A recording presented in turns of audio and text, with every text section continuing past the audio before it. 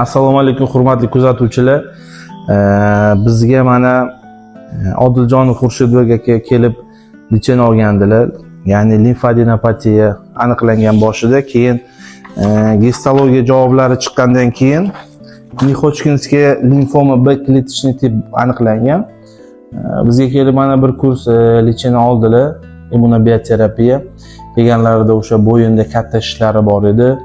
Og'riqlar bezovta qilardi. Har doim bir kurs lichendan keyin shishlari ancha qaytib, ya'ni o'sha o'simta razmerlari kichrayib, holatlari stabilni bo'lib, ancha yaxshi bo'lib qoldi.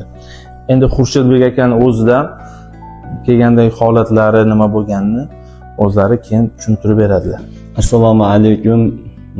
Mana biz Andijondan keldim. Davo topganda Toshkentga mana ukamiz doktor Ruslanbek Sharofati bilan mana davo bir kurs lichen oldim. Bu ikkinchi lichenam ish holatda kelgandi. Mana Xudoga shukr, ishlar qaytib, o'zimni ancha chiroyli holatlarda, go'zal holatlarda his qilyapman.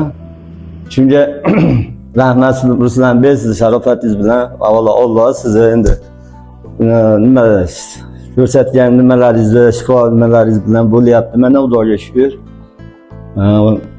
Mana ancha o'zimni oldingidan ancha zo'r his qilyapman.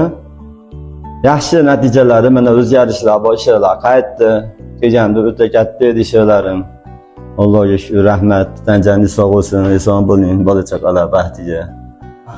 Alloh rozi bo'lsin. Ishinglarga rivoj bersin. Kuch-quvvat bersin. Tavsiyalaringiz bo'lsa? Tavsiyalarim endi Xudo xolasa mana yaxshi natijalar uchun kelinglar, davo topinglar. Tavsiya qilaman. Qo'li yengil, yaxshi doktor ekan. Shu meni tavsiyam sizlarga, Xudo xolasa. Hammanglarga Alloh shifo bersin. Salomat bo'linglar.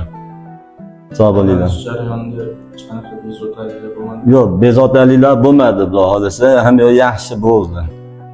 Davo topyapmiz. Mana topdik ham, mana ishlar qaytdi-da. Bor gapda bu. Rahmat, rahmat. Tanjaninglar sog' bo'lsin, sog' bo'linglar, salomat bo'linglar.